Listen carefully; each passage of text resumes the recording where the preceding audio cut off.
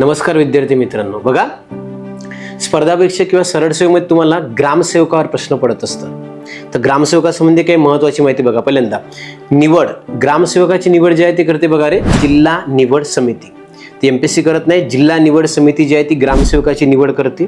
नेमणूक करते याचा सीईओ, मुख्य कार्यकारी अधिकारी जो आहे तो ग्रामसेवकाची नेमणूक करण्याचं काम करते, मुख्य कार्यकारी अधिकारी. आणि याचं वेतन बघा जिल्हा निधीतून देतात, राज्य शासन देत नाही.